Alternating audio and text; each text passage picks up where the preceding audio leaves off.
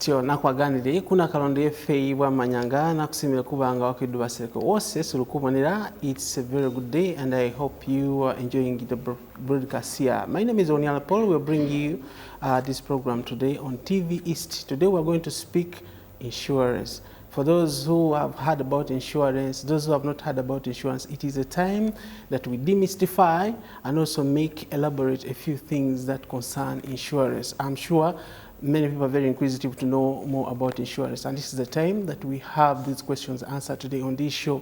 My name is Onyala Paul, and I have guests with me here today to discuss and give more in-depth understanding of this topic of insurance. It pertains all of us, and you know, it's a day-to-day thing that we go through, and everybody has to have an understanding of this particular aspect of insurance. And I have to introduce my guests very immediately. Starting from my left, you can speak to the viewers, tell them your names and what you do before we can get into our topic of discussion.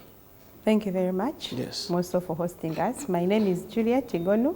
Yes. I work with Uganda Insurance Association, the yes, umbrella company that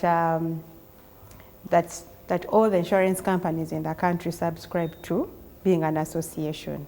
Okay. Thank you very much. Okay, next you can speak to the viewers. Josephine is Josephine, my name. Louder, okay?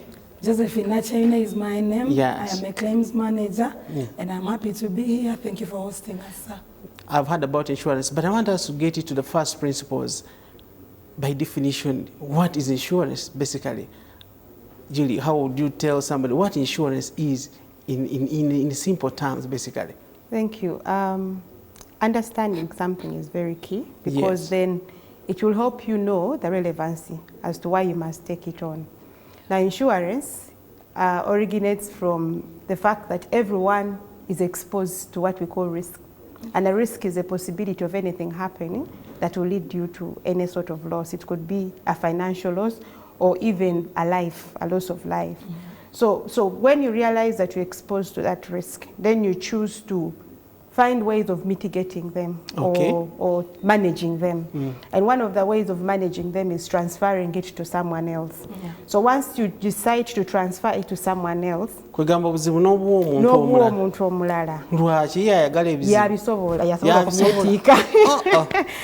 this we call it risk transfer. You transfer it to someone else, yes, at a cost. Definitely, for someone to take on your risk, you must pay them money. How? So that consideration is the one we call premium. So insurance is moving, in layman, without going technical, is moving the risk that you're exposed to the carrier, okay? Yes. The one who is able to take it on at a fee.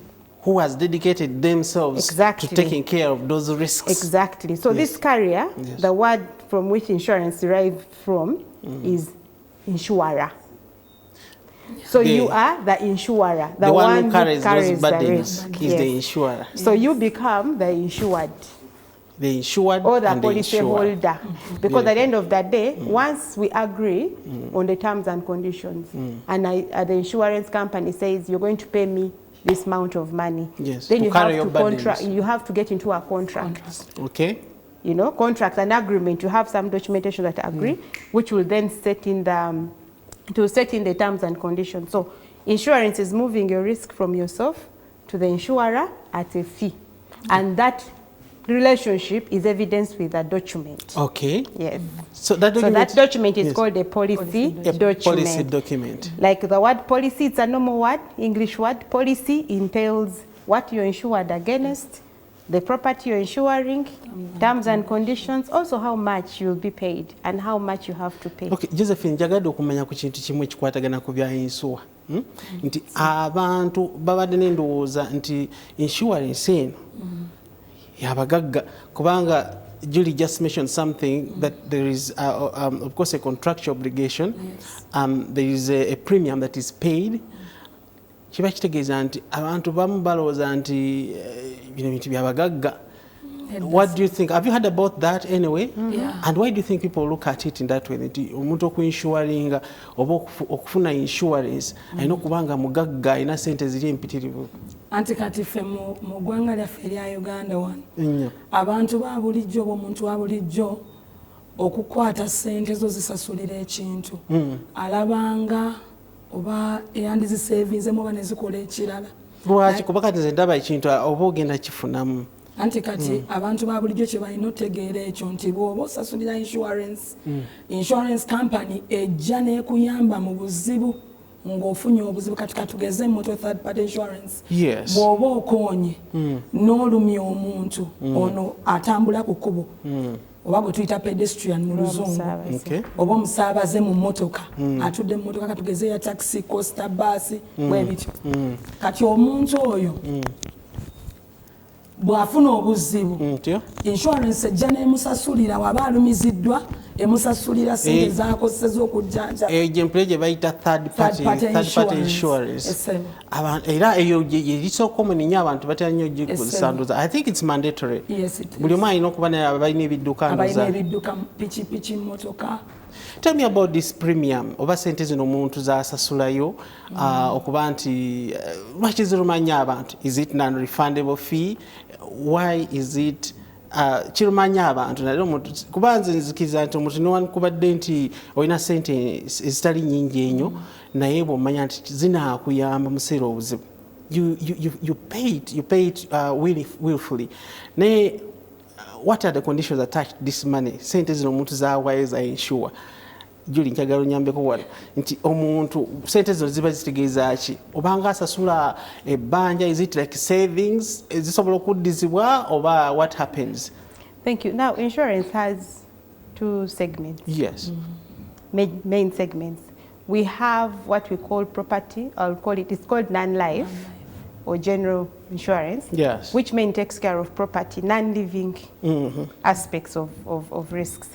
Then we have life, which takes care of life-related incidences. For example, if I start with a life, it takes care of you in the event that you sustain an injury following any cause that will lead to a permanent condition.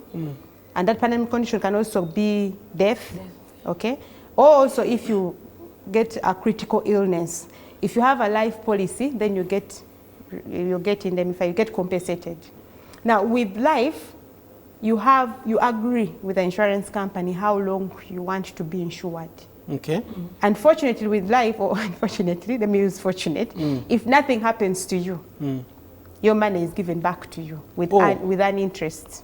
It's like you're saving as well? It's actually saving, okay, with the insurance aspect. So if like you agree on a certain period of time and that how you're much, insuring. yes, how much and you how pay. Much. So you literally determine how much you want to be given in case something happens to you. If it doesn't happen to me, I'm like... Your money is given back to you with interest. That's life. That's a good one. Yes. So when it comes to property or non-life, yes, it has that's no life my vehicle, aspect. Your vehicle, my house, your house, your phone. Insurance, I get this, okay? Your phone. But remember, with insurance... So that one is non-refundable? Let me get that. Okay. I'm trying to explain why it is non-refundable. Every day that you have, say, your phone, there's a chance that something can happen to it. Yes. So you are insured every day. So if nothing happens to you, the insurance company will be like, but I put you on cover. Okay? I put you on cover. So it is my advantage that it has not happened. But if something happened, I'll pay for you that amount of money that that this vehicle is valued at. So if it is 3 million, if a phone, let's stick to the phone. If a phone is 3 million, and you just paid insurance today, yes, and after a few hours it gets stolen, I'll give you up to the value. So when nothing happens, an advantage to the insurance company. So if you run the period to the end, okay, if you run the period to the end and nothing happens, I insured you, I covered, it's just that it didn't happen. So I don't refund you. Even if it didn't happen, if it happened, you paid me only 100,000 and I have to give you the 3 million. Hey. Yes. So this 100,000 is paid in continuously? Once, with non-life, you pay it once in a year. Oh, once in a year. Yes. If your phone is 3 million, yes, I'll charge you, say, 200,000, you pay 200 per year. That is annual. So from January 1 up to December 31st, there's a possibility that phone will get lost. Yes. So when it doesn't get lost at the end of 31st December. Like you pocket the 200. It is my money now. Yeah. It is actually a percentage. It is a percentage calculated against the value. Yes. Oh, Yes. oh, okay. It's a defined percentage calculated against the value of the property. Like for portable items like phones, it ranges from 3 to 5%. 3 to 5%. So you imagine, I think that is fair. It's fair. For a whole year, you pay it once. Now, this information, I think some people are not aware about it. That's why I'm thinking, personally, I thought it is very costly that you have to. So it's paid annually? Annually for non-life, for property. Okay. But for life, it's periodic. Like I said, you determine how much you want to pay. Do we have a standard premium that is paid or that is regulated? Do we have this premium regulated by a body? Yes. Or every insurance company chooses how much premium is paid? We have what we call minimum rates. Okay. So the fact that we have minimum rates means that it's regulated. Okay. You cannot go below a certain threshold. But you can charge above, depending on how you are perceive the risk. You can charge above. Okay. Okay? But there is a baseline below which the law does not allow you to charge.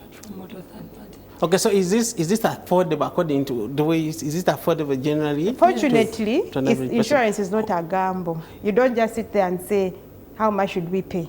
There's a flow. There are experts who determine what rates you have to determine to charge. And they look at a number of aspects. Okay?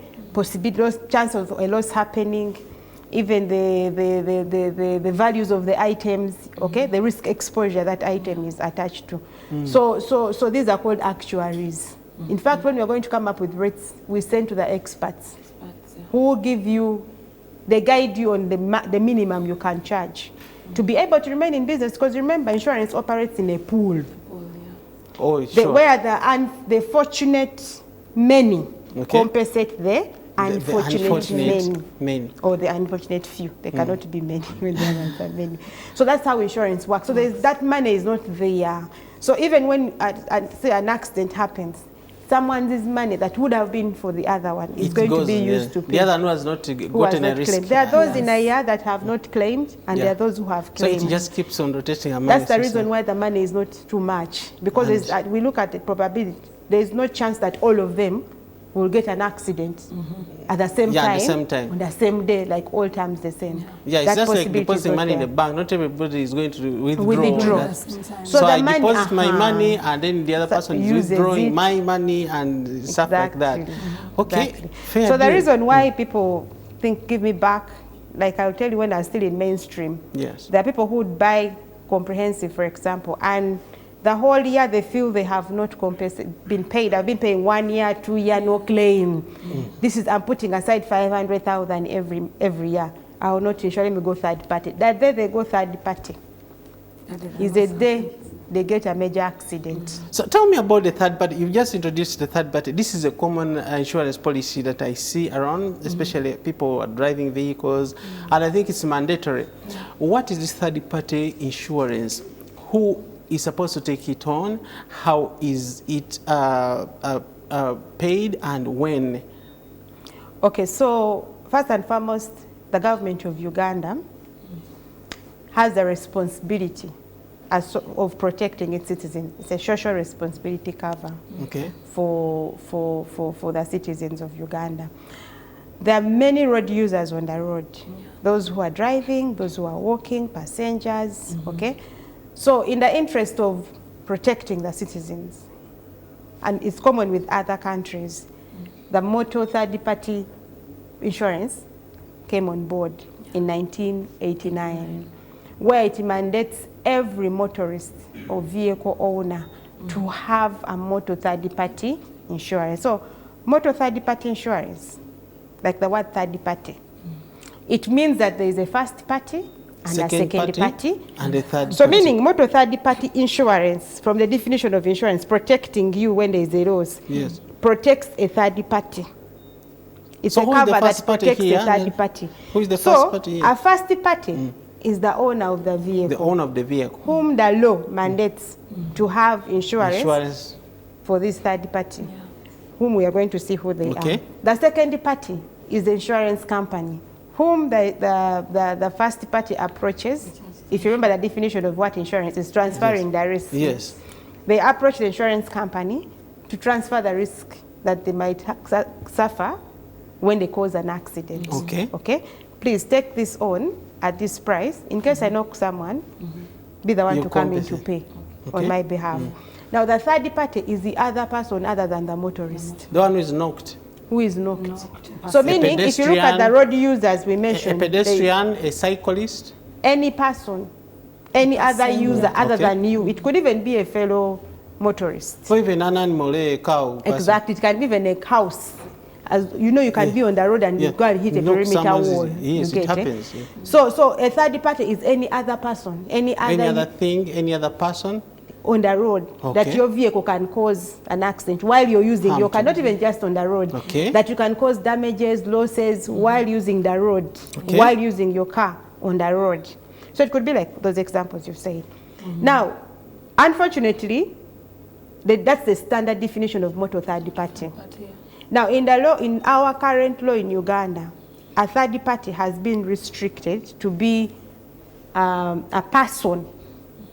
A person. A person, yes. Meaning if you knock someone's car and it gets a damage, that is not a third party. That third party doesn't qualify. So that's the definition according to the current the reason why it is restricted to the person is because if you look at the benefits, the compensation bit, it only compensates for bodily injury and death. Bodily injury and death. So that means it is a person. A cow cannot. A cow can get. It's a property. It's not life. Naturally. And actually, even cows, what are cows doing on the road? You ask, they're in Kampala, all over the road. Those other property damages are actually covered, but they are covered under in the third party. Other policies.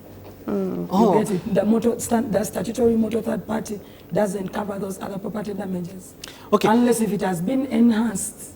Okay, let me get to understand. So I have knocked maybe a pedestrian who was crossing the road. Yes. That accident has happened. Yes. What are the procedures probably for someone to be able to get that cover? To get a compensation. Compensation, yes. Okay, for any road accident that happens, yes, we encourage the person to report to police. The first thing to report to police. Report to police. Not to the insurance company first. Reporting to the insurance company is fine, but we shall need a police report after. Oh, so one of the requirements is the police. It's better for the police to actually come at the scene, because they will prepare what we call a police abstract report. Okay. In that police abstract report, they draw a sketch plan of what exactly happened. So even if you were not at the scene of accident, you're able to interpret this sketch plan and know what happened. Okay, so the police provides you information to assess what actually happens. Yes. So that means there is a eligibility and ineligibility of this compensation depending on its circumstances. Is it so? First and foremost, the law requires for every accident to be reported to police. Okay. So the reason why we come in last is once police is there and they confirm that the accident happened, for us we go. Though it is important for you to notify immediately, because it also gives us chance to look at the circumstances under which and do some reserves. It's at the back end. Remember I said that these monies come from somewhere, they pool. So we should be able to make some reserves to be able to manage the claim when it eventually comes in. Okay, kyengezako n'okubuza ekirala nti waliwo kwegamba okukakasa nti kituufu waliwo abantu abatasobola kufuna sente zino yadde nga kituufu yakoonye omuntu to get that cover. Or, like, if, for example, are there conditions set to the instances, the circumstances into which the accident occurred to determine whether it should be paid a compensation or not? Is it so? Okay, maybe what I can say do you get me clearly? And cases where a claim is not paid. Yes, a claim. Okay, maybe what I can say is this. For motor third party, it is a strict liability policy. What does that mean? Motor third party. Strict liability means even if the person who is being knocked is in wrong. They are actually compensated. Okay. As long as the individual has been knocked and they are injured or dead, The strict liability policy covers them. Now, those circumstances you're talking about come about when it comes to the other policies, for example, the motor comprehensive policy. Okay, so if someone is dead or has been injured, is it the same compensation or it varies depending on? So let me say, and remember it's the mandatory because they are protecting this other user. Yeah, and sure. this other person, after understanding that it's strictly a human being, can be a passenger or a pedestrian. Okay? So the instance is that I am a victim here. Yes. Whether the person was in the wrong or right, I have been affected. So you must pay them as long as you have a valid motor third-party policy. Yes. Because also, if you have a fake, unfortunately, the insurance company won't pay because whom will you go to?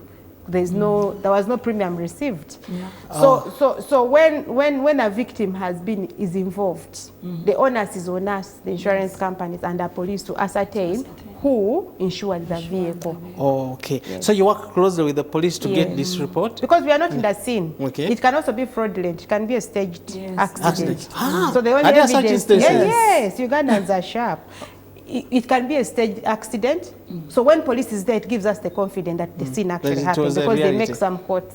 Wow. Because usually we get to know this later and we can't go back. And you've already paid the premium. I mean, you paid the compensation. Okay, that's very interesting. So this has been like, you've demystified a lot of things actually about motor third party. And it's a common policy that people take on, and it's important that people have a lot of information about this policy. I appreciate people who are watching this broadcast. We are looking at insurance, its relevance, who is eligible, and why you should take on insurance. It's very important for us to be able to have this information in our daily lives. We're taking a short break and we'll return shortly with our topic of insurance. We'll be right back.